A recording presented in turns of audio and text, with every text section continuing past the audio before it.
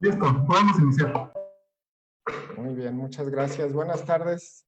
Saludo con mucho aprecio a todas y todos quienes han seguido esta transmisión en este evento Audiencias Públicas con miras a la construcción de un sistema nacional de cuidados. Saludo a las ponentes de esta tercera mesa. Muchísimas gracias por su disposición a participar en la audiencia pública. Saludo también con mucho aprecio a mis compañeras diputadas, compañeros diputados que están presentes, a las presidentas de la Comisión de Puntos Constitucionales, a Leida Lavesi, a la presidenta de la Comisión de Igualdad, Wendy Briceño.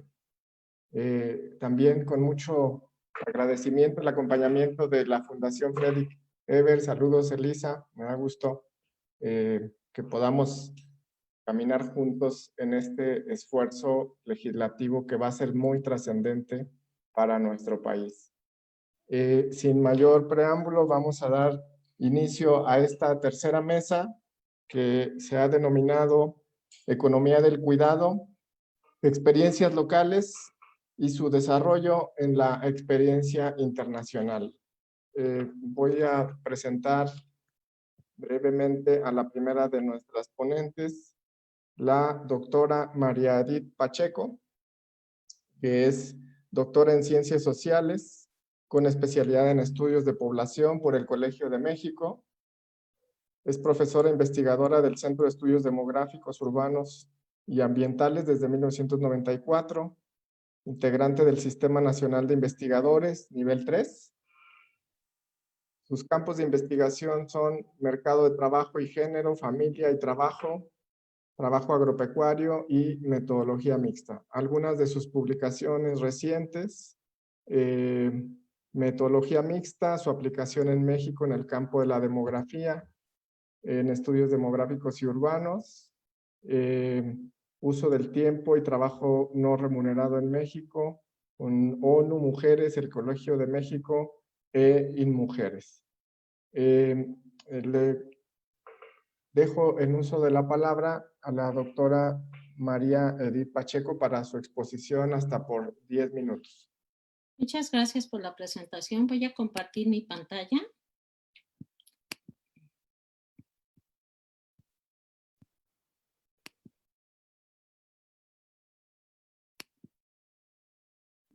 Bueno,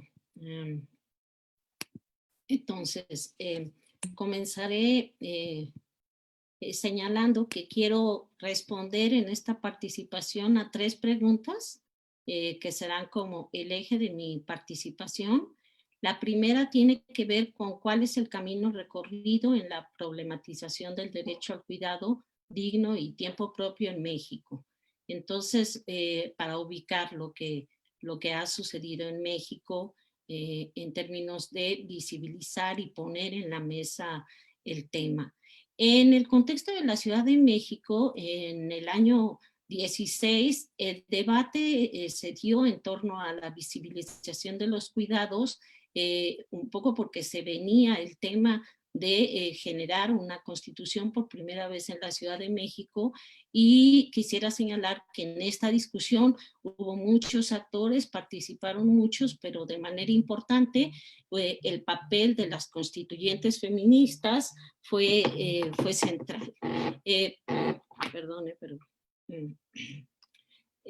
bueno, entonces, ¿qué es lo que sucedió? En el 17 se publica la Constitución de la Ciudad de México, que incluye el derecho al cuidado y el derecho al tiempo libre. Y esto es un elemento que ya nos han venido señalando a lo largo de las presentaciones anteriores, del vínculo y de la necesidad de que se hable del derecho al cuidado, a un cuidado digno, y que este se vincule al tema del tiempo libre. Esta Constitución mandata la creación de una ley de cuidados y el sistema de cuidados, y eso nos encamina a lo que ahorita estamos planteando, la construcción de un sistema de cuidados. En la Ciudad de México hubo dos documentos que fueron centrales, un documento que fue la propuesta de estrategia para el establecimiento del sistema de cuidados, que se llamó la hoja de ruta, y otro documento que que era una suerte de continuidad de la discusión y que también abordaba el tema del sistema de cuidados en términos de su marco normativo y que lo elaboró el Consejo Económico de la Ciudad de México. Solamente les quiero señalar qué es en qué artículo se ubicó el derecho al cuidado. En la Constitución de la Ciudad de México se ubicó en el artículo 9, en el punto de este artículo 9 de ciudad solidaria.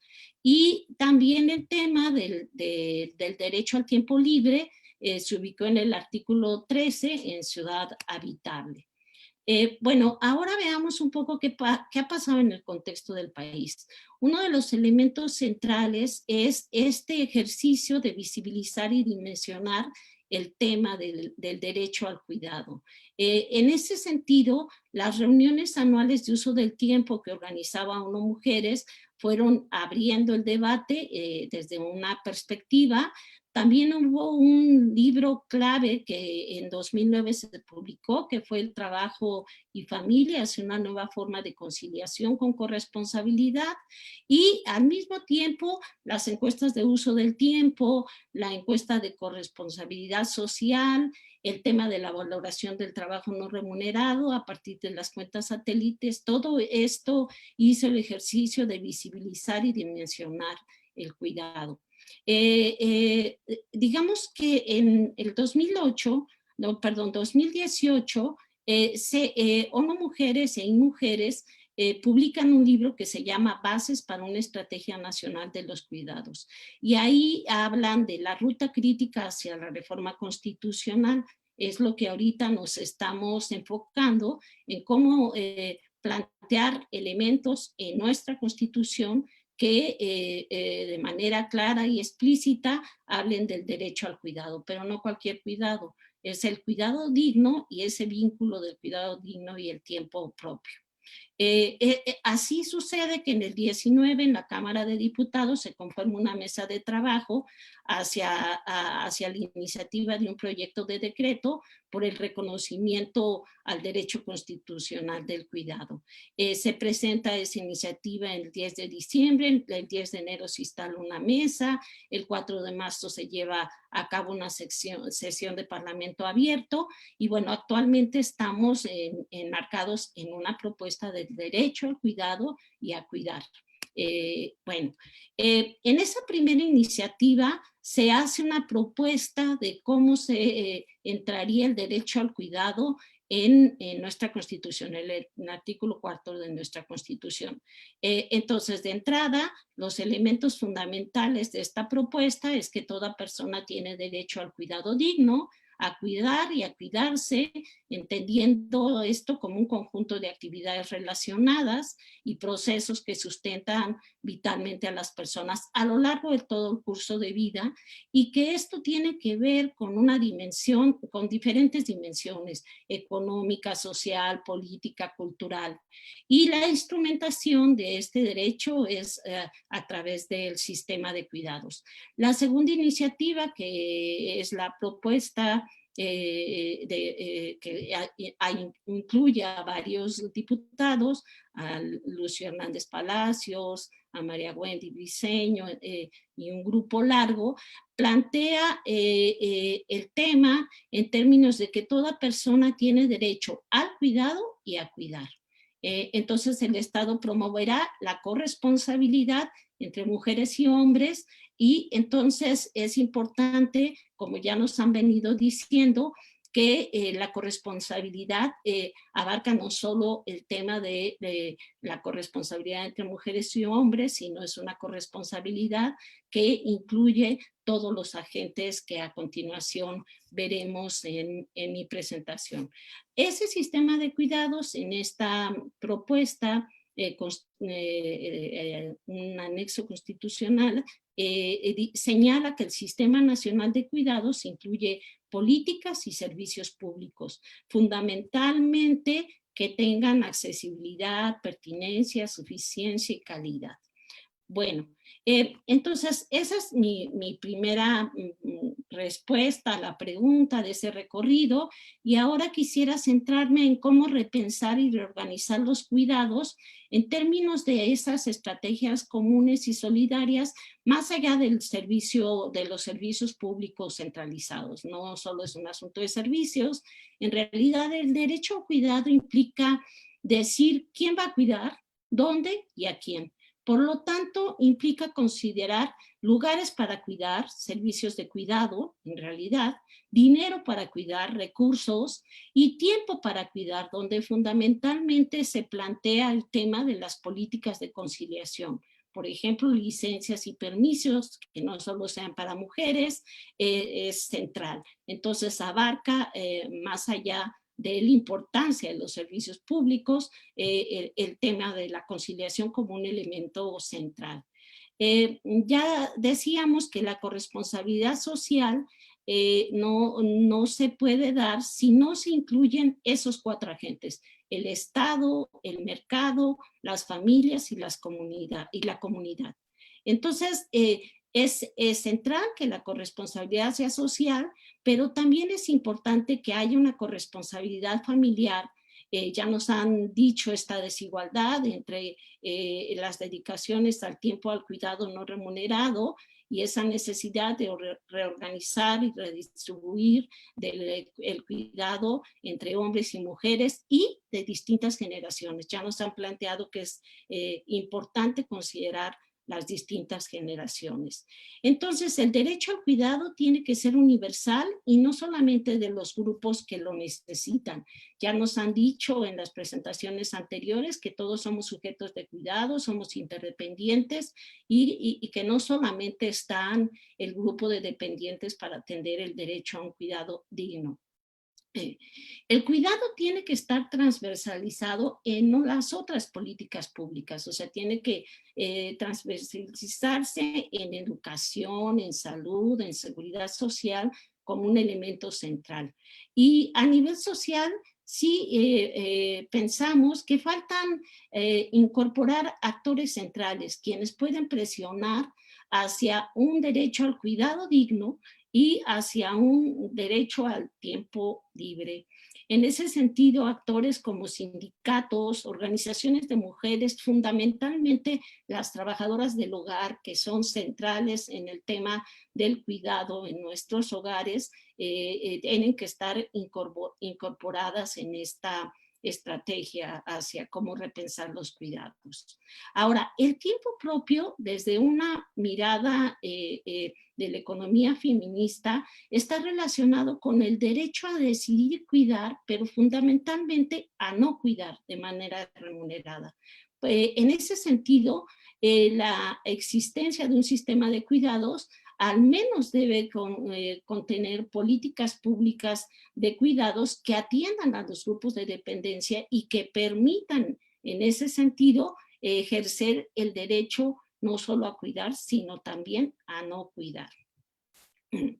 Finalmente, quiero cerrar respondiendo esta tercera pregunta de cómo aprender de la agudización del cuidado, de los tiempos del cuidado en el contexto de la enfermedad del COVID y construir una reorganización de los cuidados partiendo de estos aprendizajes. En realidad, yo creo que varias de las exposiciones se han encaminado a decir cómo no volver a la normalidad. Es una normalidad muy desigual y tenemos que encaminarnos al ejercicio de romper con esa normalidad desigual. Entonces, el papel del trabajo no remunerado en la sostenibilidad de la vida hay que ubicarlo en la discusión, ubicarlo en términos de desarrollo económico, pero también si pensamos en la metáfora del iceberg, pensamos que no es reconocido en términos sociales y ese papel subordinado que tiene en términos de la concepción, pero es fundamental en términos del desarrollo económico.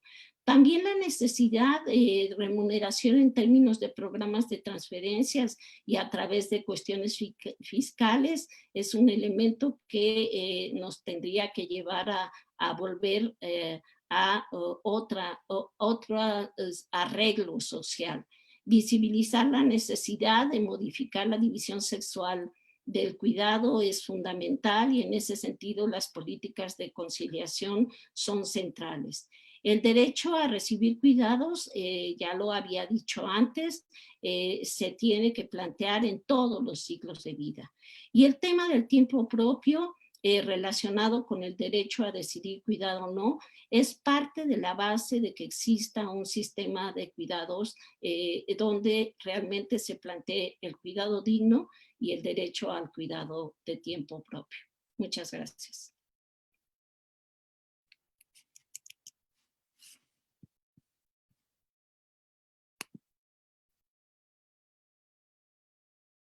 Muchas gracias, doctora María Edith.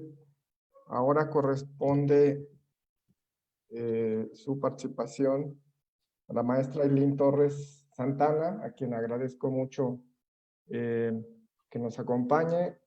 Ella es integrante del grupo de diálogo global sobre capitalismo autoritario, populismo reaccionario y respuestas emancipadoras de la Fundación Rosa Luxemburgo. Es investigadora asociada de Flaxo Ecuador e integrante de la red El Futuro Feminista de la Fundación Frederick Ebert. La dejo en el uso de la voz hasta por 10 minutos. Muchas gracias, maestra. Muchas gracias. ¿Sí? ¿Se me escucha bien? Perfectamente. Muchísimas gracias. Bueno, primero agradezco enormemente la posibilidad de estar aquí y de compartir con ustedes. Ha sido una mañana súper fructífera a nivel analítico, a nivel académico también. Es un placer enorme ser parte de esta conversación, que es una conversación que me interesa mucho en lo personal y en lo político. Entonces, más bien les he estado escuchando atentamente a todas las personas que me antecedieron y voy a intentar no repetir demasiado algunas de las ideas que han dicho, lo cual es un reto enorme, porque ciertamente se ha dado un panorama bastante amplio, denso y profundo de lo que implica no solamente el diseño y la implementación de un sistema nacional de cuidados para México, que es el caso que nos ocupa, sino también por qué, ¿no? Los por qué y los cómo hacemos eso. Se ha dicho, con razón, durante estas horas, que estamos en un momento clave para pensar en los cuidados. Y estamos en un momento clave porque la pandemia, a pesar del desastre global al cual nos ha convocado, un desastre agravado, digamos, porque no es que estuviéramos en demasiadas mejores condiciones antes, la pandemia ha visibilizado efectivamente los cuidados como un lugar de conversación también política, ¿no? Ha visibilizado la sobrecarga de trabajo, de los cuidados, del trabajo de cuidados para las mujeres, pero ha visibilizado también lo endeble que son los sistemas públicos de cuidado, ha visibilizado también la desprotección laboral de las personas cuidadoras, con lo cual efectivamente estamos en una buena condición, en un buen momento, digamos, para hablar sobre estos temas. Y en efecto, estamos hablando, que estemos hoy conversando sobre esto, no solamente en este espacio, sino la cantidad de debates que se están produciendo sobre estos temas en las redes, nos habla también de que hemos logrado integrar el tema de cuidados al vocabulario político, a la conversación política e incluso a la conversación ciudadana en algún momento. Entonces también estamos siendo parte y testigo de un acumulado que precede a los esfuerzos que estamos haciendo durante la crisis y que es el resultado de la convergencia de muchísimos actores, actoras, debates, instituciones y personas que han intentado hacer audible este tema en los espacios distintos, ¿no? En los espacios de militancia, en los espacios sindicales, en los espacios políticos, en los espacios feministas también, en los espacios académicos comunitarios. A la misma vez que yo pienso que estamos en un momento súper propicio para conversar sobre esos temas y para instalarlo en la institucionalidad, yo creo que hay un peligro del cual se habla poco, pero me parece que es sumamente vital tenerlo en cuenta, que también es una de las posibilidades es que esta crisis y la salida de la crisis obture el debate sobre los cuidados frente a una narrativa de que es necesario salvar la economía, por ejemplo. La idea de diseñar estrategias de salvación de la economía como respuesta a la crisis podría también perfectamente obturar el debate sobre los cuidados y podría enlentecer algunos de los pasos que hemos estado dando. Por eso me parece tan sumamente pertinente que en medio de esta crisis estén en el Congreso mexicano debatiendo sobre este asunto, y yo creo que hace falta muchísimo pulso político firme para asegurar que las respuestas a la crisis no se desentiendan de este debate. Y me parece que es vital, y esto es como, lo digo con un énfasis bien marcado, me parece que es vital conectar las estrategias nacionales, regionales y globales de enfrentamiento a la crisis, las estrategias también de desarrollo en lo que sea que eso signifique en cada contexto, con la necesidad de articular y asentar sistemas de cuidados, sistemas integrales de cuidados, sistemas nacionales de cuidado. Porque me parece que una idea clave que hemos discutido desde la economía feminista, que hemos discutido también en distintos espacios políticos, es que los cuidados no son una externalidad al sistema económico. Y es muy importante poder asentar ese principio en esta conversación y este debate. No estamos hablando solamente de políticas de protección social, aunque también, sino que necesitamos conectar la discusión sobre el cuidado con la discusión sobre las estrategias económicas de enfrentamiento y salida a la crisis. Y tiene que ser un esfuerzo sincrónico. Tenemos que lograr sinergias en ese esfuerzo, ¿no? En segundo lugar, me gustaría precisar que es imprescindible afirmar que hablar de los cuidados y politizar los cuidados implica tener como principio que los cuidados son una cuestión de justicia social. Son una cuestión de justicia social y lo es porque, como se ha hablado hasta aquí, el ordenamiento de los cuidados tiene una relación vital con las desigualdades. Y hay algo que me interesa resaltar muy especialmente, que tiene una relación con las desigualdades en general y no solamente con las desigualdades de género, aunque también, ¿no? Los cuidados tienen una relación vital con las desigualdades de género, reproducen y son reproducidos por las desigualdades estructurales de género, pero también por otro tipo de desigualdades. Desigualdades asociadas a la situación socioeconómica, desigualdades asociadas a las pertenencias raciales o étnicas, desigualdades asociadas a las territorialidades, desigualdades asociadas a la edad. Y eso me parece que es vital comprenderlo, porque de lo contrario, la política sobre los cuidados se vuelve miope a las diferencias sociales, se vuelve miope a las desigualdades sociales en general, y también se vuelve miope a las diferencias y las desigualdades dentro de esa categoría amplia que somos las mujeres, ¿no? Hoy más que nunca las mujeres somos más desiguales unas respecto a otras, y eso es importante tenerlo en cuenta, porque si bien la división sexual del trabajo desigual y jerarquizada está presente y articula esa persistencia de la desigualdad de género en todas nuestras sociedades, a la misma vez no todas las mujeres estamos en las mismas condiciones para afrontar ese trabajo de cuidados desigualmente distribuido, ¿no? Entonces, los cuidados implican a la desigualdad proveniente de la división sexual del trabajo e implican también a otras desigualdades a las cuales es imprescindible atender a la hora de formular, diseñar e implementar sistemas de cuidados, ¿no? Desde las políticas públicas. En tercer lugar, preciso que los cuidados no son, y esto está relacionado con lo que decía antes, tampoco son una externalidad al resto de las condiciones de existencia. Por eso una de las R famosas que usamos para comunicar la perspectiva feminista respecto a los cuidados habla de reducir los cuidados. Y reducir los cuidados no significa cuidar menos. Reducir los cuidados lo que significa es cuidar en condiciones dignas, ¿ya? Y cuidar en cómo. Y eso, como sabemos, es imprescindible porque no podemos democratizar los cuidados sin democratizar el acceso a bienes y servicios básicos. no podemos pensar en un sistema de cuidados, en un sistema nacional de cuidados, en sistemas locales de cuidados, en sistemas regionales de cuidados, sin pensar también que eso debe conectarse necesariamente con el acceso a bienes y servicios básicos. De hecho, un sistema nacional de cuidados es un paso importante, como sabemos, para el fortalecimiento del Estado social, y a la misma vez es vital pensar en la necesidad de conectar ese sistema de cuidados con otras políticas que aseguren bienes y servicios básicos, como pueden ser, por ejemplo, y que se mencionó al inicio de esta conversación, como pueden ser los ingresos mínimos universales. Es imprescindible pensar en los sistemas de cuidados conectados con otro tipo de políticas, repito, reitero, que garanticen el acceso a bienes y servicios básicos, y eso es completamente fundamental. En cuarto lugar, considero que es vital, y esto puede también ser un aporte a la hora de pensar ya a nivel de diseño y de implementación política del Sistema Nacional de Cuidados sobre el cual estamos conversando, es vital que ese Sistema Nacional de Cuidados sea integral. Y esto es algo que tiene todo que ver con la experiencia latinoamericana como región y también con las experiencias locales. Nuestras compañeras uruguayas y argentinas seguramente nos van a dar más insumos sobre eso.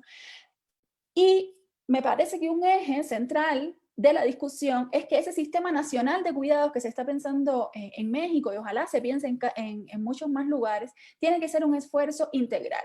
¿Qué significa que tiene que ser un esfuerzo integral? En primer lugar, considerar que América Latina es la región del sur global que tiene más normas y políticas sobre los cuidados. Eso lo sabemos. Cuando se han hecho los estudios comparativos respecto a las distintas regiones del sur global, América Latina tiene muchísimas políticas y normas respecto a los cuidados. Sin embargo, la gran mayoría de esas políticas y normas son políticas fragmentadas, asistenciales, que desconocen la necesidad de mirar a los cuidados y al trabajo de cuidados desde una perspectiva integral. ¿Y qué significa hacerlo?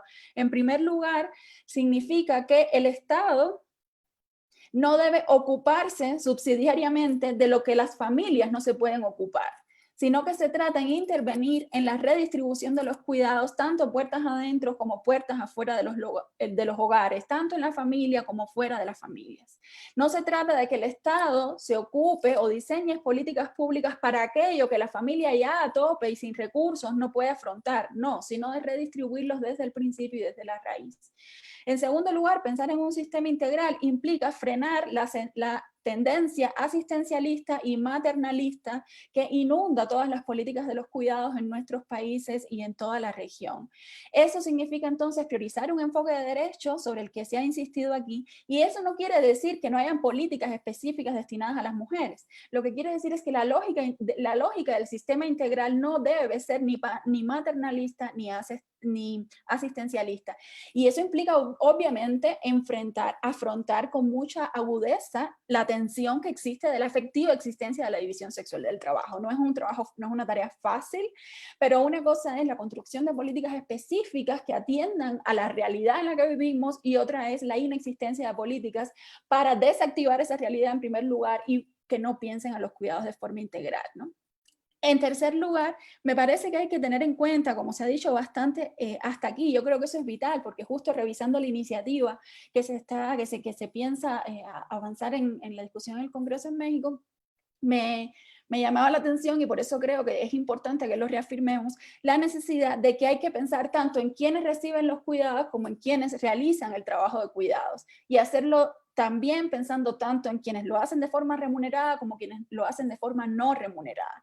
Es vital pensar en clave de derechos, como hemos hablado hasta aquí, en todos esos registros. Quiénes lo reciben, quiénes lo realizan, tanto de forma remunerada y no remunerada, y teniendo en cuenta algo que quizás debemos discutir a más profundidad, que es que esos roles son fluidos, que no es que una persona esté incrustada en el rol de cuidadora remunerada o cuidadora no remunerada. No, muchas veces la persona que hace trabajo de cuidados remunerado también hace trabajo de cuidados no remunerado y también necesita cuidados por periodos o en ciertos momentos no solo de su ciclo vital, sino de su día a día. Entonces, pensar también que esos roles son fluidos y que necesitan pensarse políticas teniendo en cuenta esa realidad, ¿no? En cuarto lugar, y en este caso la propuesta formulada me parece que sí lo hace, es súper importante instalar en la conversación política que los cuidados son un asunto de interés público. Los cuidados son un asunto de interés público y las alternativas y las formas de cuidar no pueden dirimirse solamente en soluciones individuales y sin alterar esa base de negociación desigual entre los sexos y entre los géneros que sabemos que existe. En quinto lugar, me parece que un sistema nacional de cuidados que sea integral requiere políticas y servicios directamente relacionados con los cuidados, como efectivamente está en las propuestas, pero requiere también otras cosas. Requiere políticas de protección social no sexistas, requiere políticas laborales que consideren a los cuidados. No se trata solamente de políticas y servicios específicamente destinados a los cuidados, sino de políticas laborales que se conecten con los cuidados.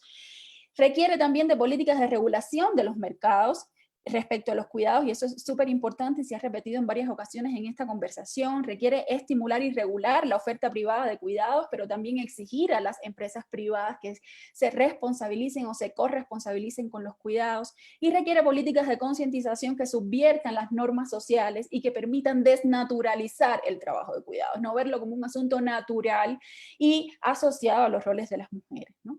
En sexto lugar, me parece que pensar en sistemas nacionales de cuidados que sean integrales es imprescindible, y sobre esto Edith comentó muy prolijamente en la intervención anterior. Es imprescindible buscar sinergias interinstitucionales. En primer lugar, asegurar coordinaciones interinstitucionales, esto es vital, y de hecho seguramente las compañeras que siguen van a hablar más de eso en casos situados. Es necesario diseñar políticas que se entrecrucen y se combinen con políticas sectoriales de otros, por ejemplo, de salud o educación. Y es imprescindible también cambios en las culturas organizacionales, ¿no? Incluidos los organismos públicos. Pensar en sistemas nacionales de cuidado, en sistemas integrales de cuidados que no interpelen las culturas organizacionales también de los espacios estatales y de los espacios de la institucionalidad estatal, es un despropósito, ¿no? Entonces me parece que es súper importante que también comencemos por ahí, ¿no? Pensando cómo podemos cambiar las culturas organizacionales en las instituciones públicas para acoplarse con el Sistema Nacional de Cuidados. Y finalmente, pero es sumamente importante, es definir propuestas concretas de financiamiento, porque no hacemos nada con tener sistemas nacionales e integrales de cuidados sin que no haya claridad en cómo se van a financiar y en qué implican los financiamientos también para la capacidad de construir, no solo normativamente, sino políticamente, este sistema que nos ocupamos a desarrollar, ¿no? Y finalmente, me parece que, en séptimo lugar, que es imprescindible considerar a todos los actores que efectivamente participan de la organización social de los cuidados, porque las políticas de cuidado y los sistemas de cuidados tienden a priorizar a la familia, ¿ya? A la familia, al Estado y en alguna medida a los mercados, desconsiderando otro actor que es sumamente relevante, que es el actor comunitario, y es el lugar donde efectivamente se dirimen muchas de las gestiones de los cuidados en la práctica. Entonces, creo que es imprescindible considerar a las comunidades también y a los actores comunitarios, sindicales y de otros tipos como un actor relevante para los cuidados, y pensar el sistema en una clave específica, que es la de construir arreglos público, privado, domésticos, comunitarios, que reconozcan las tensiones también entre esos actores. Porque la posibilidad de pensar esos arreglos no significa que es todo conciliación y consenso, sino que se producen muchas tensiones entre esos actores y al interior de cada uno de ellos que son necesarios dirimir políticamente. Y ahora sí, en 2 segundos diría que finalmente el proceso que se está abriendo desde México, que es muy inspirador. Además, me parece muy inspirador no solo que se haga, sino que se haga en este momento. Creo que es de un nivel de fuerza política tremenda, porque es la manera, están asentando algo sobre lo cual hemos debatido mucho, que sí, que los cuidados tienen que estar en el centro, que la pandemia nos ha ayudado a eso, pero ¿eso qué significa en la práctica político-institucional concreta? Significa lo que se está haciendo y sobre lo cual estamos conversando aquí y ahora, ¿no? Pero antes del Sistema Nacional de Cuidados y durante el Sistema Nacional de Cuidados, una vez que se implemente, ya existían otros actores y me parece que hay que considerarlos como parte de la política, diseño e implementación del sistema de cuidado. Quienes están cuidando hoy día necesitan ser parte del proceso de diseño e implementación y despliegue de las políticas de cuidados que sean resultado de este esfuerzo. Entonces, ahora sí termino, les agradezco muchísimo nuevamente, ha sido un placer enorme escucharles y lo seguiré haciendo en el próximo rato. Muchas gracias.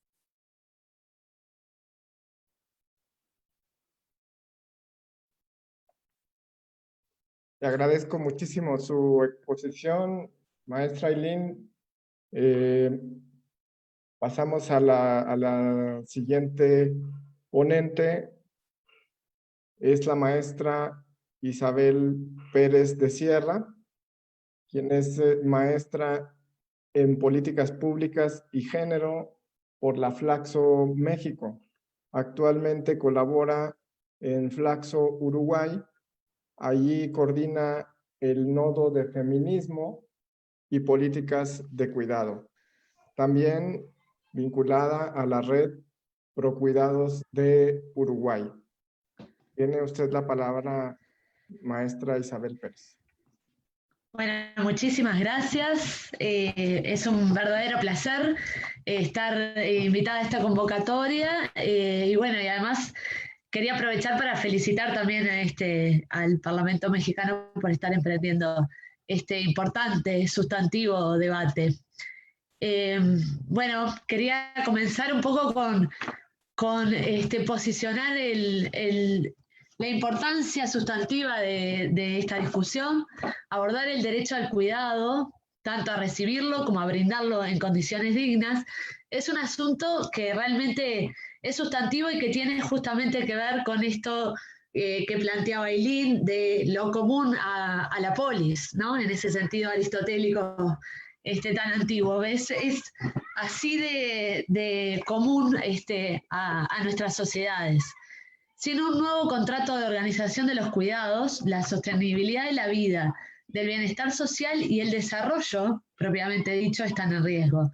Esto del vínculo que planteaba también la colega respecto de lo económico, ¿no? Y del desarrollo visto desde la perspectiva económica, pero su sustancial vínculo con la reorganización, la necesidad de reorganizar los cuidados.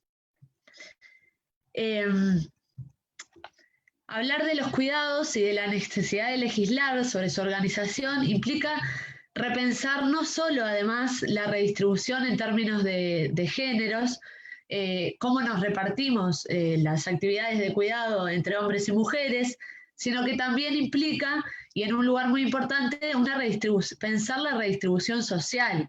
Esto de los actores y las esferas involucradas en la provisión de los cuidados y cómo está efectivamente realizándose ese reparto y cómo es necesario repensarlo.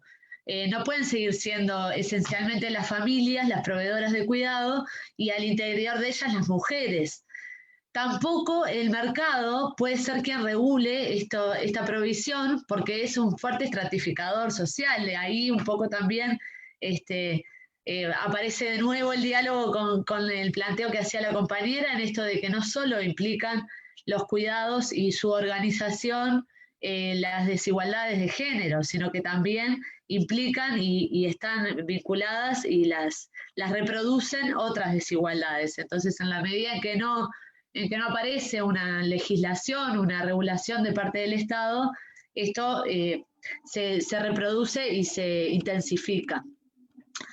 Es insostenible, si queremos garantizar además, es insostenible esta provisión actual, digamos, este reparto actual, si queremos garantizar además otros derechos, el acceso igualitario al mercado de trabajo, a la formación y a la carrera profesional de las mujeres, hasta la participación política, entre otros tantos.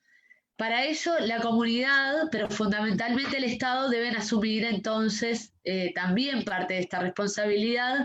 Y en particular, el Estado debe asumir su papel en la regulación y la rectoría de este contrato, digamos.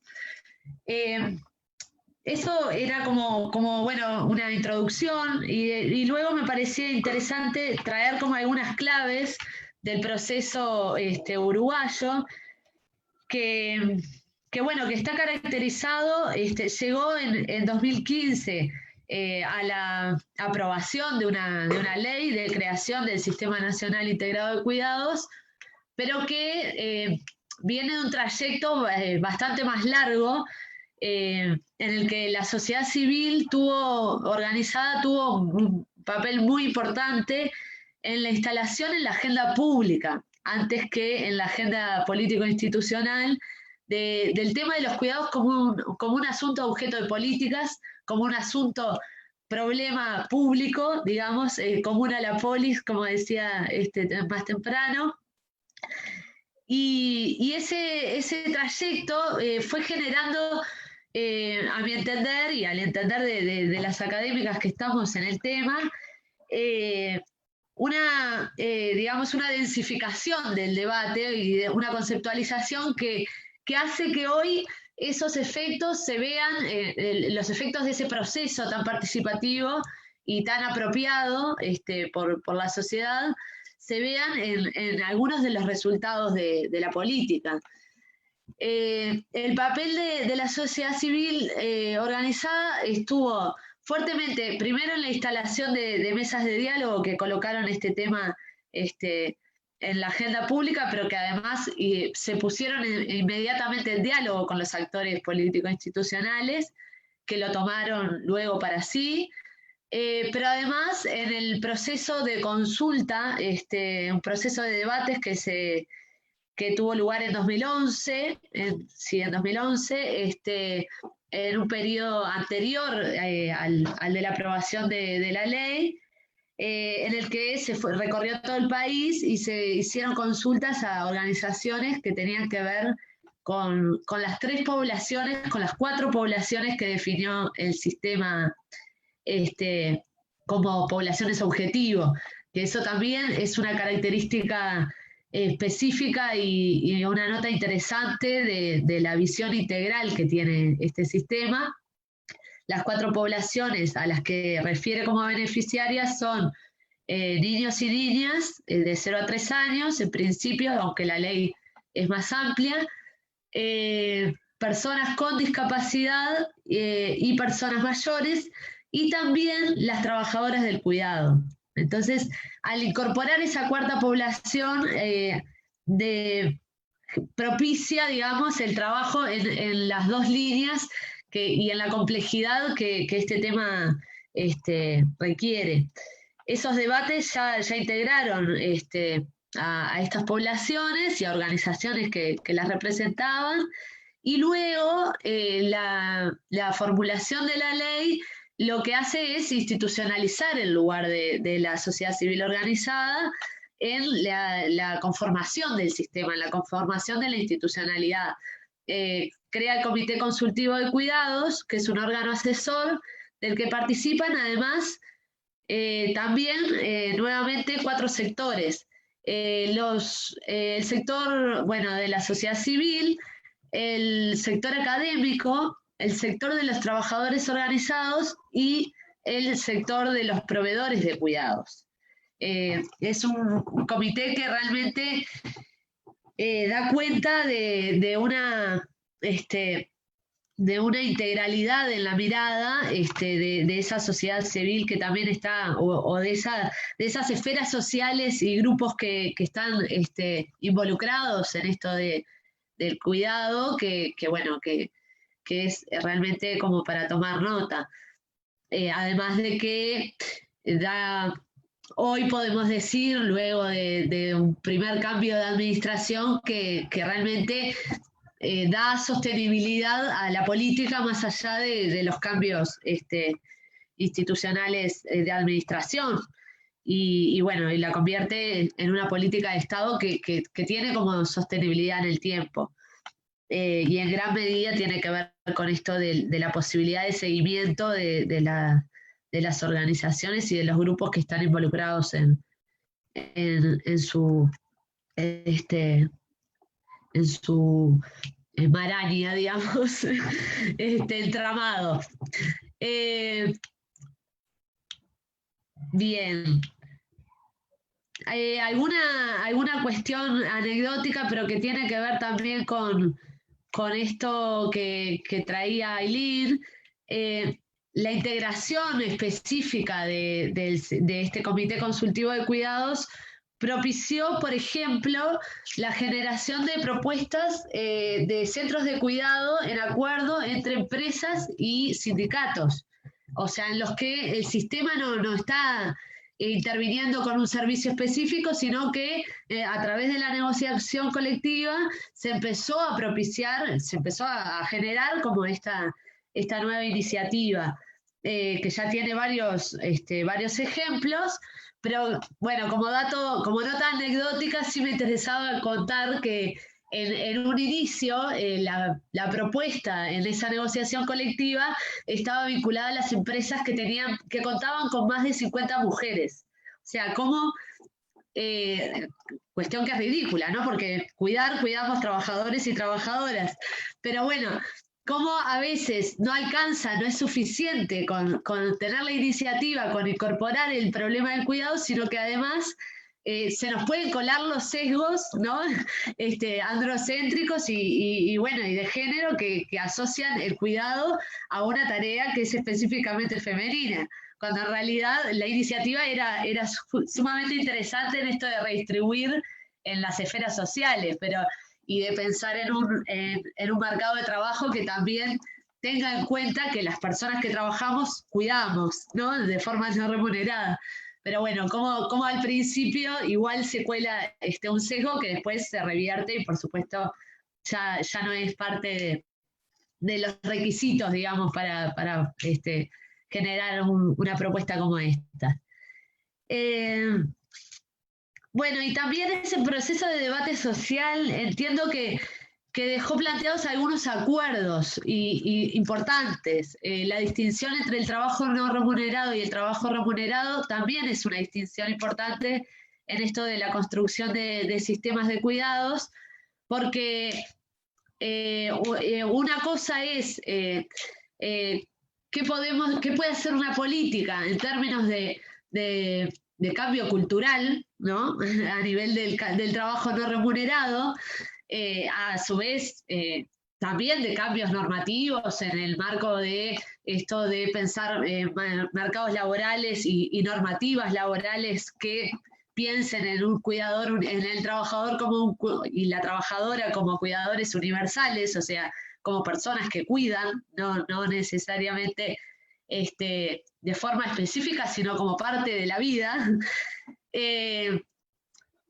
Pero además permite regular y tener una mirada específica para la regulación del trabajo remunerado de cuidados, que ha sido desvalorizado, que ha sido informal en la mayoría de nuestros países durante muchos años y que, bueno, tiene que encontrar una regulación específica como sector, ¿no? Del mercado laboral y una protección.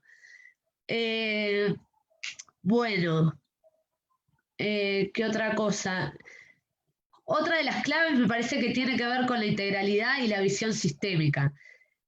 Por un lado, se visualiza el sistema de cuidados como el cuarto pilar de la protección social, ¿no? Como realmente tan esencial a la protección social y al bienestar que se convierte en uno más de los pilares clásicos, ¿no? Así como la educación, la salud y la seguridad social son pilares de la protección social en Uruguay, bueno, al sistema de cuidados se lo concibe como un cuarto pilar que está en construcción, ¿no? Que está en proceso de construcción. Eso por un lado, pero a la vez de todas maneras, se piensa igual como integrado en el sentido de integrar la interinstitucionalidad, la intersectorialidad.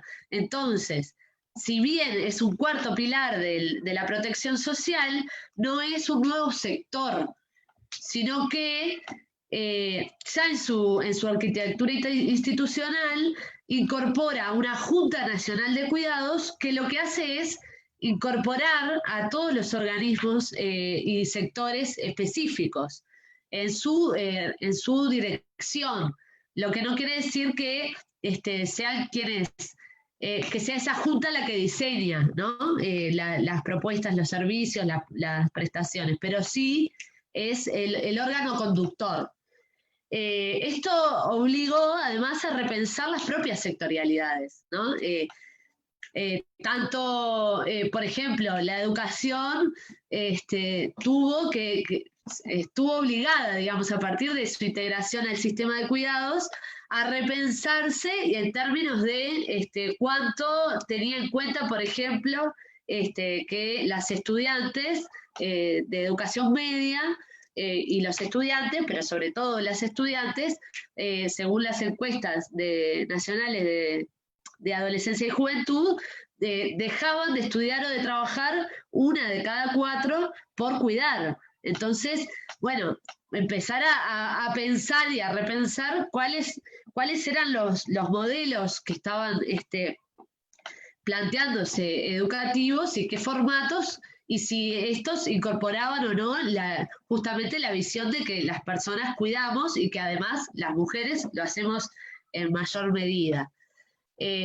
Bueno, por ahí tuvo como emergente esa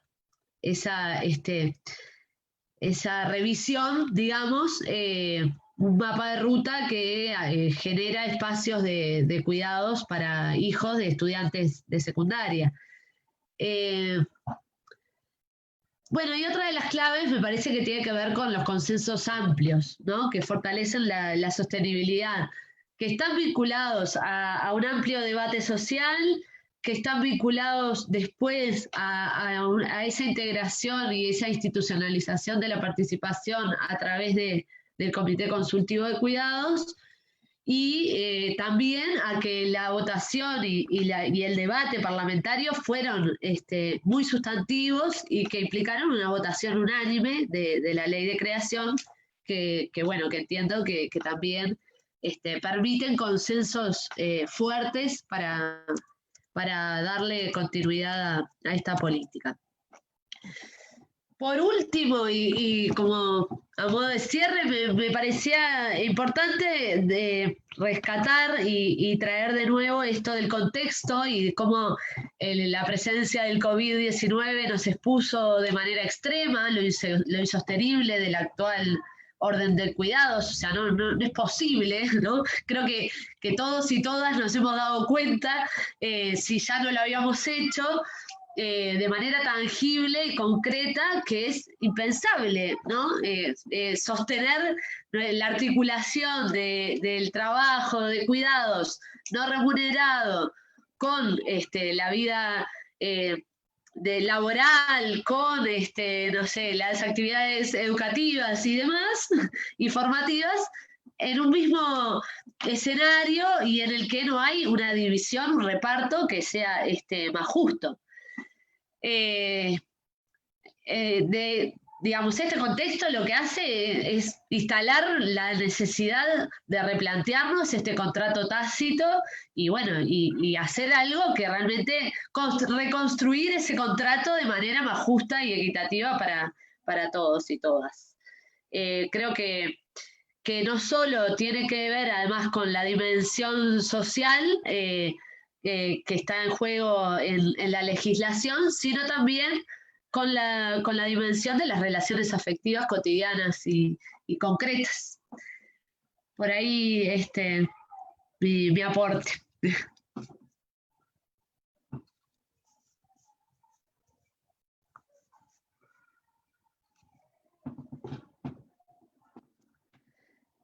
Les dejo también la norma, la ley que crea el Sistema Nacional de Cuidados por ahí, que se lo compartí a Elisa. Muchas gracias, maestra Isabel Pérez de Sierra. Y están por ahí ya compartiendo algunos materiales. Muchas gracias, Elisa, por compartirnos, y a las ponentes. Vamos con la maestra Cecilia Fraga, que es estudiante del programa de doctorado en Ciencia Social con especialidad en Sociología del Colegio de México. Es maestra en Estudios de Género por el PIEM Colmex y socióloga por la Universidad de Buenos Aires. Actualmente forma parte de la Red de Cuidados en México. Adelante, maestra Cecilia Fraga. Bueno, ¿ahí me escuchan?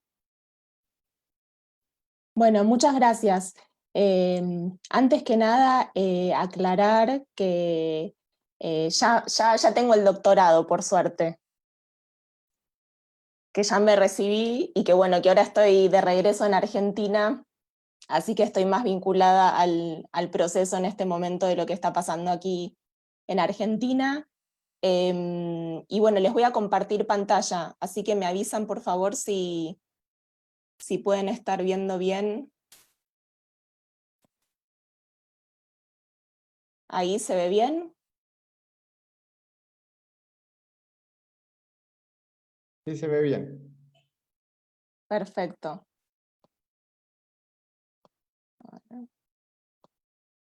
Bueno, antes que nada quiero agradecer muchísimo por la invitación y por la oportunidad de estar acá en esta mesa en particular y en lo que ha sido todas las jornadas.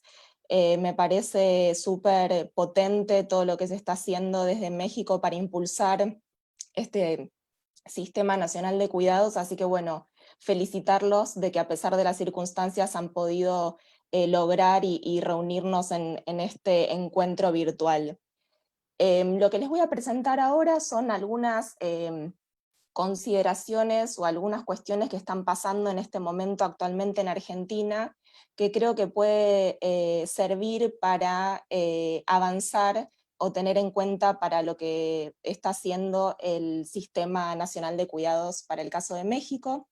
Y principalmente me voy a enfocar en tres cuestiones, en cuestiones vinculadas a los cuidados, a la agenda pública y a qué desafíos esto implica a la economía, por lo menos como la miramos hasta ahora tradicionalmente.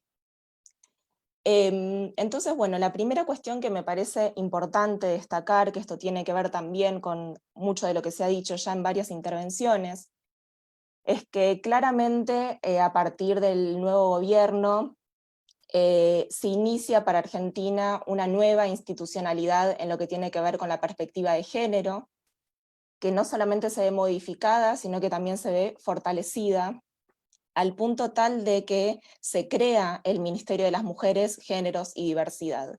Y esto me parece importante destacarlo porque claramente existe una decisión política de estar impulsando todas estas medidas desde una perspectiva, desde un ministerio que está considerando la contemplación de cómo esas desigualdades de género, que son estructurales, están permeando todos los procesos que acontecen en la sociedad.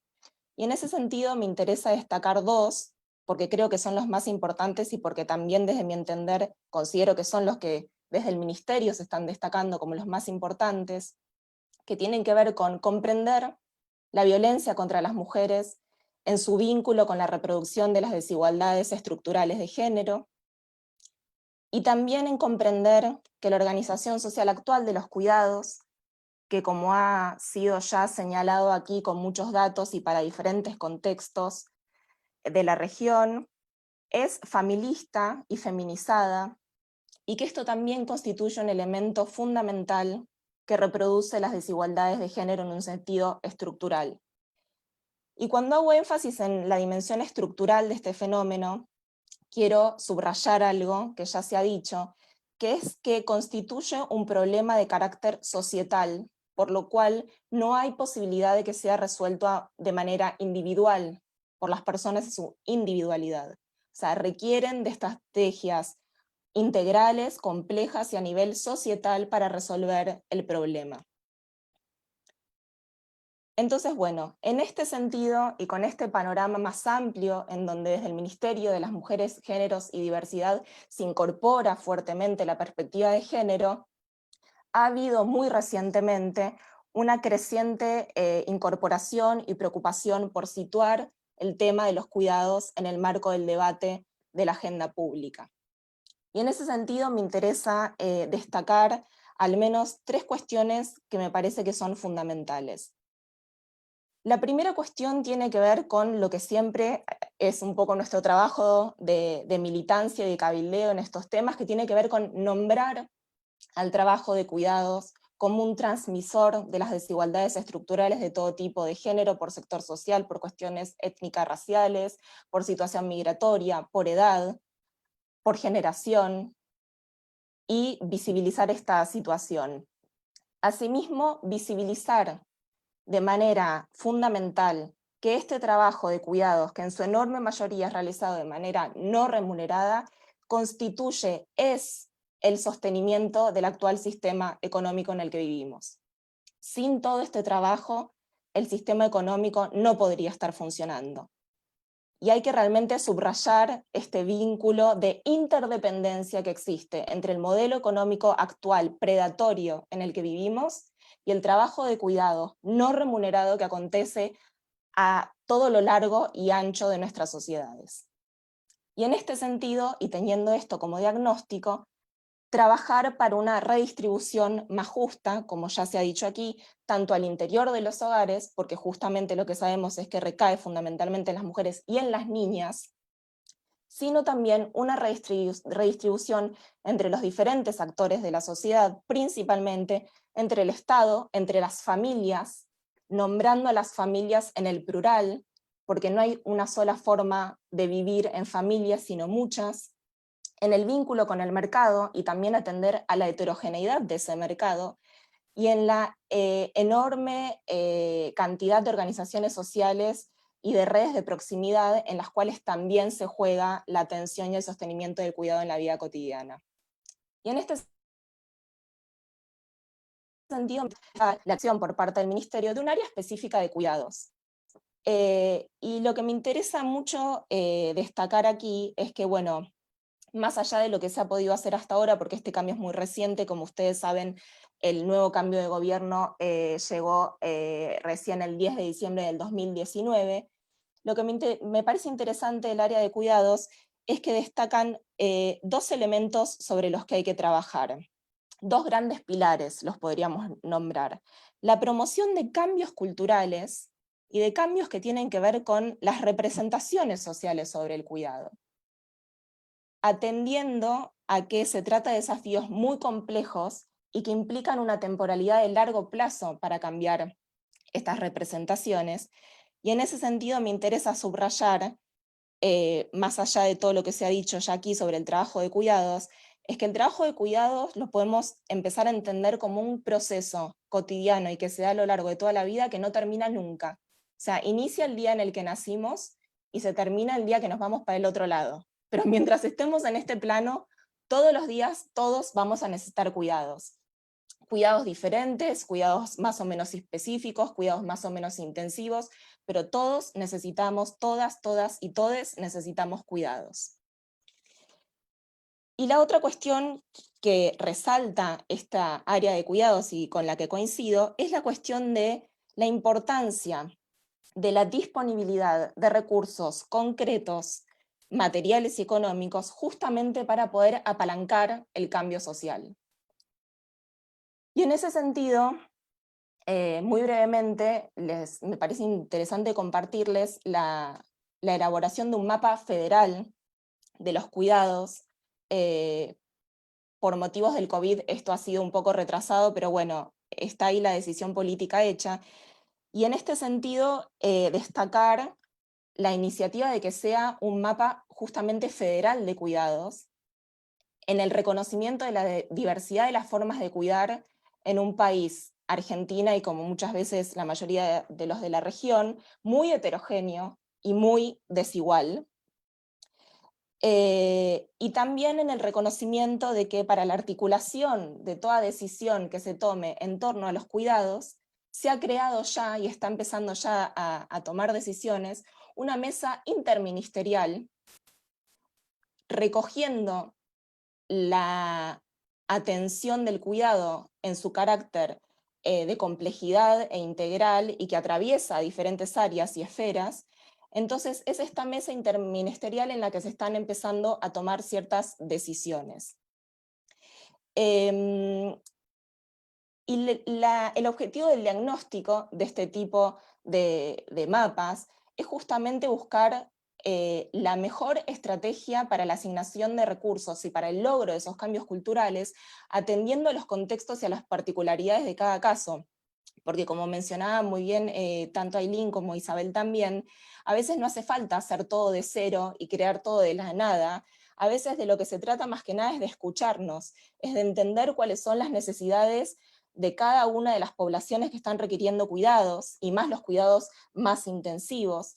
Es poder conocer cada municipio, cada localidad, con qué recursos cuenta, cuáles son las disponibilidades que tiene, más allá, por supuesto, de las cuestiones de presupuesto, las cuestiones de los establecimientos también, la disponibilidad de escuelas, de clubes, de hospitales, de centros educativos, cómo es la distribución de ese lugar, son espacios más urbanos, son espacios más rurales, bueno, todas estas contextualidades deben ser tenidas en cuenta al momento de la elaboración de estrategias, que como se puede ver por lo mismo que estoy diciendo, si bien es una decisión fundamentalmente política, por supuesto, y que tiene que tener en ese sentido el apoyo de los más altos dirigentes, también es algo que se resuelve a nivel local. Es algo que requiere de estrategias locales para poder ser sostenido en el tiempo y lograr allí incorporar el cuidado en los hábitos de las dinámicas cotidianas de las vidas de todas las personas. Y en un sentido más general, destacar que toda política pública que hagamos tiene que estar orientada a disminuir las brechas y a no reproducir la división sexual del trabajo, que esto puede sonar como algo muy fácil de escribir y muy fácil de leer, pero es extremadamente complejo porque, como también decían las compañeras recién, muchas veces se nos pasan cosas, muchas veces por querer hacer algo, por la celeridad de los procesos, no nos da tiempo de, con trabajo justamente a nivel territorial, advertir bien de qué se tratan las brechas en cada lugar y cómo serían las formas más eficientes para no reproducir esas brechas, en el mejor de los casos revertirlas y como máxima que no existan, ¿no? Porque siempre nuestro horizonte o lo que estamos aspirando es que no existan las brechas en las cuestiones de género y en ninguna desigualdad.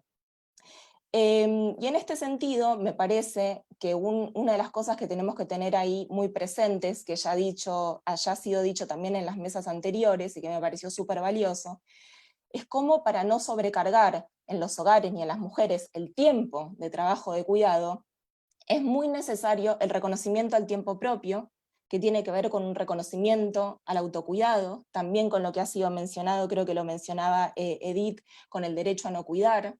Eso también debe ser debatido y debe ser puesto sobre la mesa, y también con que el trabajo se realice en condiciones dignas, ¿no? Algo que decimos nosotras mucho y que recuerdo mucho que decíamos cuando estaba ahí en México todavía, es que no es que el trabajo de cuidados por sí mismo es malo, es que las condiciones estructurales en las que acontece el trabajo de cuidados genera profundas situaciones de desigualdad, con efectos en la persona, pero también con efectos para el conjunto de la sociedad.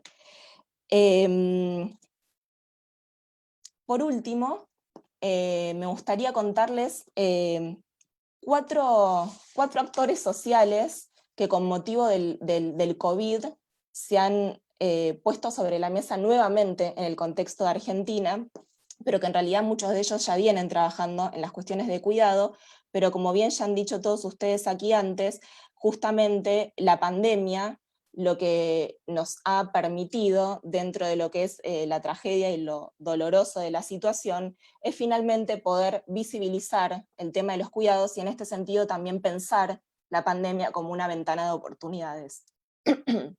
En ese sentido me interesa destacar algunas cuestiones que tienen que ver mucho con una tradición de Argentina ya muy larga, que tiene que ver con todo lo que es el trabajo comunitario y todo lo que es la organización a nivel territorial en la sostenibilidad de la vida, que claramente tiene que ver con los comedores, básicamente en este momento, pero que hay que atender a la existencia de todas estas iniciativas y movimientos sociales que son las redes que funcionan en la vida cotidiana y que sostienen la vida cotidiana de amplísimos sectores de la sociedad. O sea, como ustedes saben, Argentina está pasando por un momento socioeconómico muy complejo desde hace ya algunos años, y esta crisis de la pandemia nos agarra ya en una crisis socioeconómica bastante fuerte. La otra cuestión que me interesaba destacar es la importancia que están empezando a tener y que creo que pueden llegar a tener de una manera muy fuerte los sindicatos y el rol fundamental de los convenios colectivos para asegurar y avanzar la igualdad de género y el derecho al cuidado. Y en este sentido me parece muy importante unas propuestas que me estuve enterando hace muy poquitos días, que incluso están considerando la incorporación en los convenios colectivos de trabajo de las licencias para el cuidado de los trabajadores por eventualidades, no por licencias de maternidad, ni paternidad, ni por las cuestiones clásicas con las que nos hemos encontrado, sino porque simplemente algún miembro del hogar o familiar necesita ayuda y necesita que esa persona se quede durante unos días en su casa, bueno, que no haya una sanción en términos laborales, que no esté en riesgo su ocupación por atender esta demanda de cuidado. La otra cuestión que me parece muy vital mencionar es la enorme importancia de aprovechar todos los señalamientos y conocimientos del muy amplio y diverso espacio de los movimientos feministas. O sea, sin lugar a dudas, esta agenda ha sido profundamente impulsada por los movimientos feministas. Ellos ya vienen trabajando muchísimo este tema, tienen mucho conocimiento y me parece que es fundamental incorporarlos en las discusiones sobre este tema porque nos puede ahorrar muchísimo tiempo en términos de definir conceptualmente lo que está ocurriendo, conocer las situaciones y tener pistas mucho más certeras desde hacia dónde avanzar. Y por último, y no menos importante, tal vez una obviedad, pero por supuesto la importancia fundamental del Estado como garante del cuidado. O sea, la creación de sistemas nacionales de cuidado implican decisiones políticas fuertes y valientes, y si esto no hay, es muy difícil avanzar en este sentido. Entonces, más allá de todo lo que le toque al mercado, más allá de todo lo que le toque a las organizaciones de la sociedad civil, y más allá de todo lo que haya que redistribuir al interior de las familias, quiero destacar la importancia fundamental del Estado como garante del derecho al cuidado. Muchas gracias.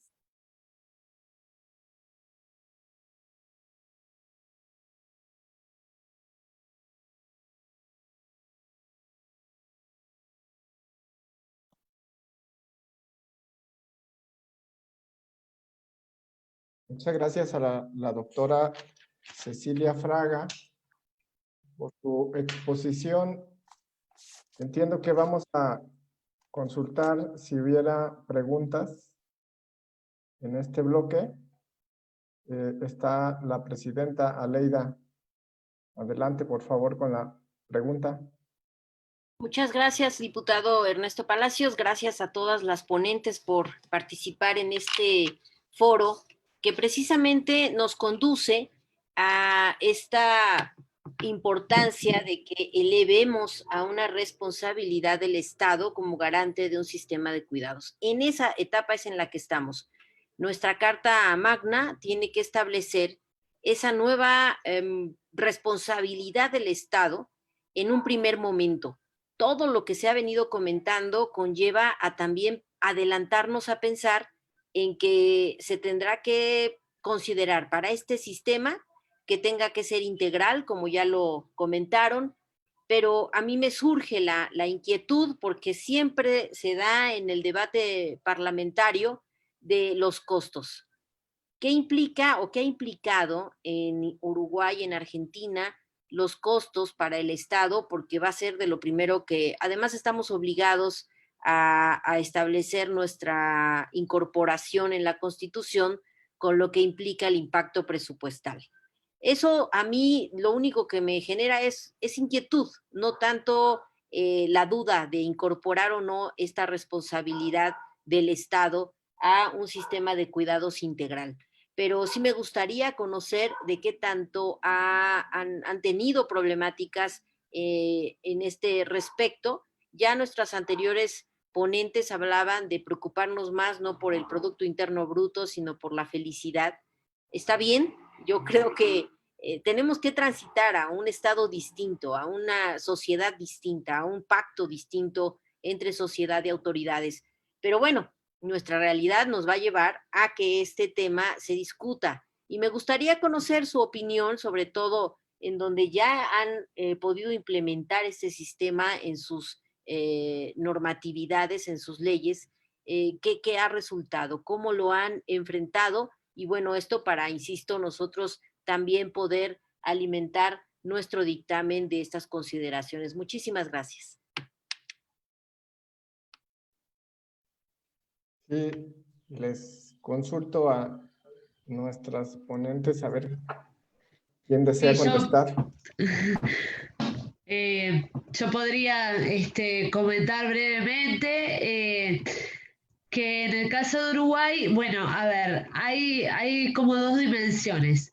Una que tiene que ver con cómo este sistema, que fue una de las cosas que ahora en la intervención de la compañera argentina me hizo recordar que no había mencionado que en gran medida la ley que crea el Sistema Nacional de Cuidados no crea servicios nuevos, o sea, crea muy poquitos servicios nuevos, lo que hace es reorganizar con una mirada sistémica lo que ya hacían en términos de cuidados otros organismos.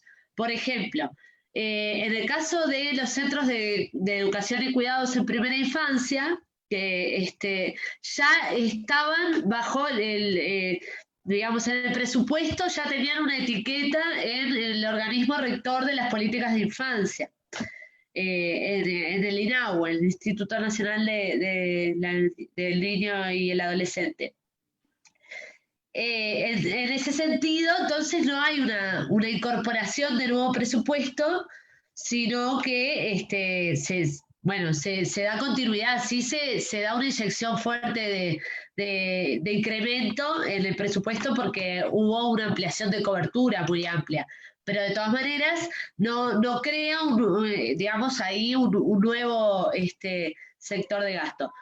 En el caso de la atención a la dependencia, que fue como se reunió a estas dos poblaciones, a la población con discapacidad y a la población de personas mayores, cosa que puede ser discutible, pero en la atención a la dependencia hay algunas cosas que ya se hacían y en las que el Estado lo que pasa a ser es fiscalizador, no es proveedor de servicios. Por lo tanto, en realidad no genera tampoco nuevo incremento presupuestal, sino que lo que hace es regular ese mercado que está provisto fundamentalmente por empresas privadas, pero también fomentar una línea en la que las que gestionen y hagan lleven adelante estos servicios de centros de larga estadía, sean cooperativas de trabajo, o sea, una línea con el trabajo no necesariamente empresarial, sino fomentando el cooperativismo, pero no siendo proveedor exclusivo del Estado, sí regulador y fiscalizador y generador de los términos de referencia, digamos, y de las condiciones, pero con bastantes debilidades, pero bueno. Y crea muy poquitas iniciativas propias. Entonces, en realidad, hay un presupuesto, pero es bastante escaso. También creemos desde la mirada de las organizaciones y de los actores sociales que estamos en el tema que es insuficiente y que debiera fortalecerse esa línea presupuestal, pero lo cierto es que esta fue la estrategia que encontró el Parlamento y que encontró después el Poder Ejecutivo. Sí, hay una línea que sí implica presupuesto, que es la de los asistentes personales, el programa de asistentes personales, que son cuidadores en domicilio para personas en situación de dependencia, a las que, de todas maneras, ese programa también se diseñó como con una especificidad que es la generación de categorías para obtener o un subsidio completo del Estado o no. Entonces, no todos los asistentes personales son recursos financiados públicamente, sino que en algunos casos en que se valora que la familia puede hacer un aporte, también se hace. Una lógica similar a la del sistema integrado de salud, que bueno, así es un poco distinto porque todos los aportantes realizamos parte del aporte a la cápita, al Fondo Nacional de Salud. Pero bueno, es una financiación mixta, digamos. Sí, creo que por ahí. A mí me gustaría hacer como una pequeña comentario, si es posible. Adelante, Ailín. Sí. Por favor. Me parece súper importante la pregunta que se nos acaba de hacer, porque creo que aporta en un doble sentido. En primer lugar, a pensar el asunto específico de los costos y a pensar también distintas temporalidades en relación con esos costos, ¿no? Enseguida explico a lo que me refiero. Primero, me parece que la reflexión sobre los costos tiene que, o podría partir de un piso distinto, que es que en efecto los cuidados tienen costos, siempre van a tener costos, los cuidados tienen costos y son altísimos. La pregunta entonces sería, ¿quién asume los costos? Una respuesta posible a eso es pensar que los costos los van a asumir las mujeres o las familias y especialmente las mujeres. Según un informe muy recientemente publicado por Oxfam, el trabajo no remunerado que realizan las mujeres es el equivalente a aproximadamente 10.8 billones de dólares. Entonces, en efecto, el cuidado tiene costos. Lo que pasa es que no los asumen los estados en mayor medida. Entonces, por ahí es como un tipo de planteamiento político para pensar el tema de los costos, y relacionado con eso estaría el asunto sobre cómo vamos a entender los cuidados. ¿Los vamos a entender como una inversión o como un gasto, o lo vamos a entender como un derecho? Si estamos pensando en intentar construir una plataforma normativa de los cuidados como un derecho, entonces la pregunta, la reflexión, la discusión sobre los costos va por otro lugar. Si es un derecho, entonces son otros como los términos en los que deberíamos también pensar los costos. Ese es como el segundo elemento que quería notar. Y no obstante, lo que he dicho, como un tercer elemento muy preciso, me quisiera referir a los propios elementos que ha ofrecido la Organización Internacional del Trabajo respecto al círculo virtuoso de invertir en los cuidados, ¿no? Según ha dicho la propia Organización Internacional del Trabajo, a mediano y largo plazo, la inversión en los sectores de cuidados produce externalidades positivas, digamos, sobre el nivel, en primer lugar, de educación de la fuerza de trabajo, porque la misma provisión de infraestructura pública y social de los cuidados reduce las desigualdades educativas, por ejemplo, y muy en el corto plazo, la inversión en los sectores de cuidados aporta positivamente en términos de profesionalización y certificación de quienes trabajan de forma remunerada en el sector de los cuidados, y aumenta sus capacidades laborales, su salario y su productividad. Con lo cual, también si se regula y se formaliza ese sector, en el caso del trabajo remunerado, se robustecen muchos de los sistemas de pensiones y de los sistemas de protección social, y se evita el empobrecimiento también de todas las personas y especialmente de las mujeres en la vejez. Con lo cual, creo que son tres dimensiones que están en relación. En primer lugar, pensar en los cuidados como un derecho, como lo estamos pensando, coloca desde otro punto de vista, coloca otro punto de partida para pensar en los costos de los cuidados, porque en términos de derechos no es tan pertinente pensarlos en clave de rentabilidad. En segundo lugar, creo que es súper importante el asunto de tener en cuenta que en efecto los cuidados implican costos. Lo que pasa es que están mal redistribuidos y los costos los asumen las familias y las mujeres, no los estados. Entonces la idea es de redistribuir esos costos también.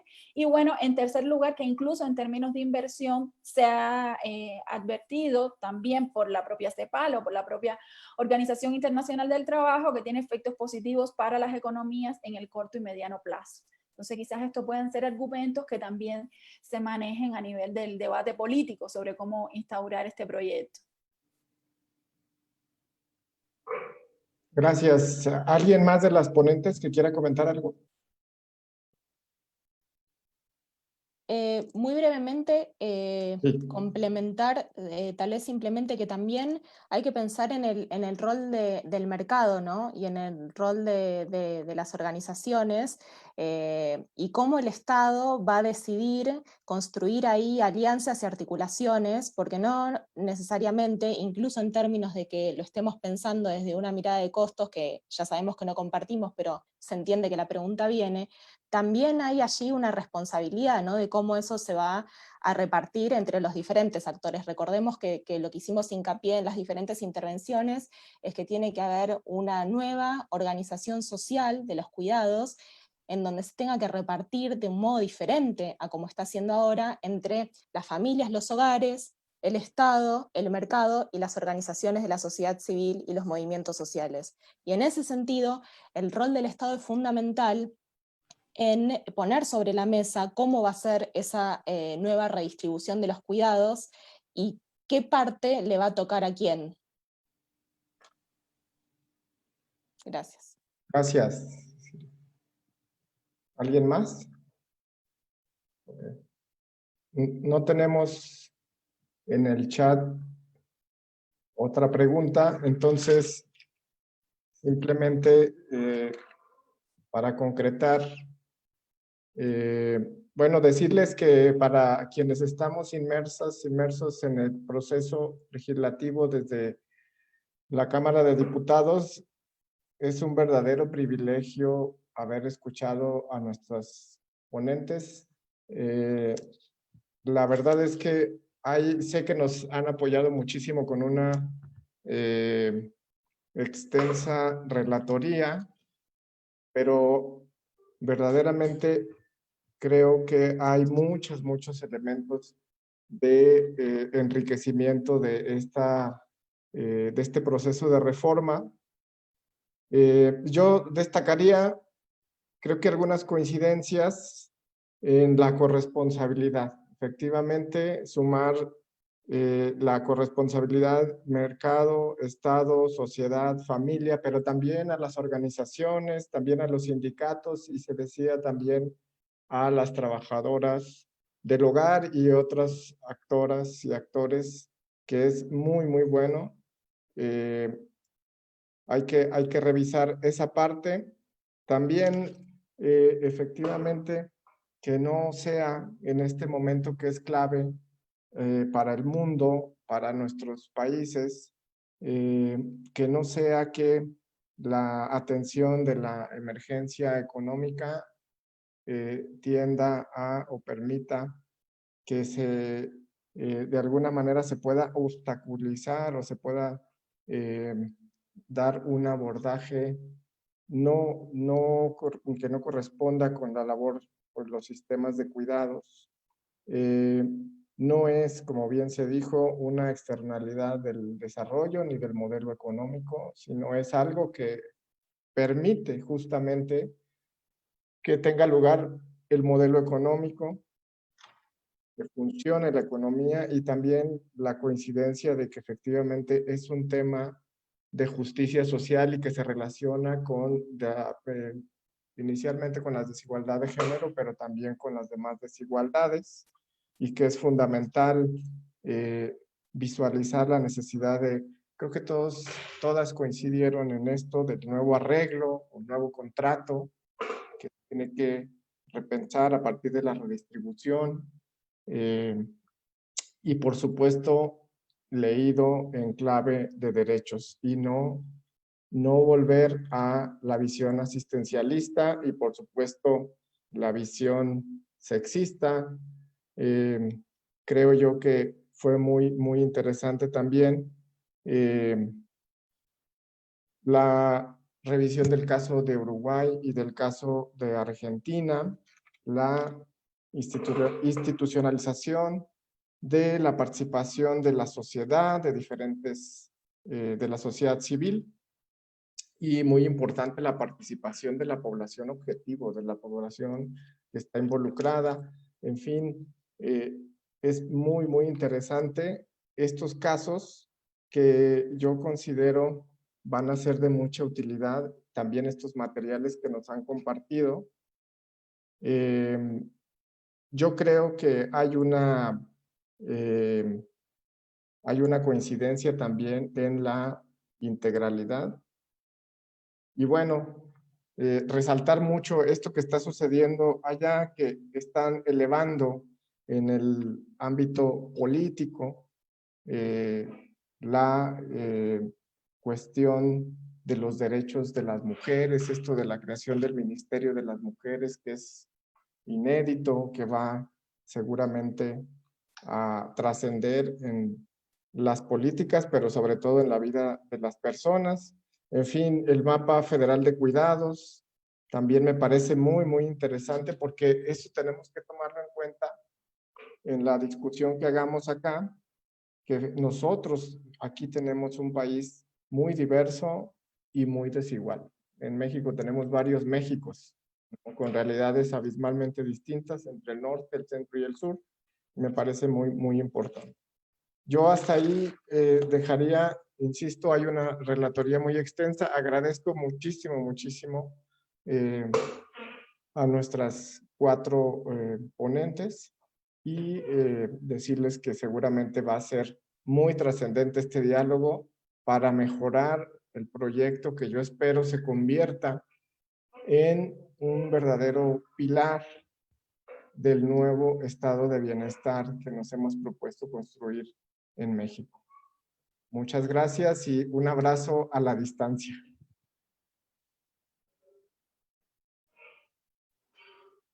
Bueno, hasta luego.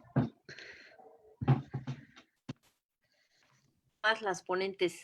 Muy Muchas interesantes. gracias. Qué amables, gracias. Sí, gracias a Ok. todas. Estamos entonces en el momento en el que ya concluimos las diferentes mesas de participaciones. Agradezco enormemente a todas y cada una de las ponentes que nos hicieron esta alimentación de nuevas consideraciones, información, conceptos, pero esta reflexión, sobre todo, insisto, en lo que debe ser el Estado. El Estado para nosotros no puede ser el que esté ajeno a estos derechos humanos, a esta contemplación, en nuestro caso, en la Constitución, de este derecho a cuidar, a ser cuidado y al tiempo propio. Llegó la hora en nuestra legislatura, no solamente por esta congruencia con la que debemos actuar, por esta fuerza que la gente nos puso en las manos para transformar así ese pacto que está establecido en nuestra Constitución, sino ahora también para darle una visión distinta a las responsabilidades de todas las instituciones públicas que conforman nuestro Estado. Y por ello agradezco, lo dijimos en un principio, aquí hemos empezado a construir un modelo distinto basado en el estado de bienestar. Eso nos mandataron las mayorías y eso haremos en esta legislatura. Entonces agradezco enormemente y damos por clausurados los trabajos de este foro sobre un sistema nacional de cuidados que se enaltezca en nuestra Constitución. Muy buenas tardes.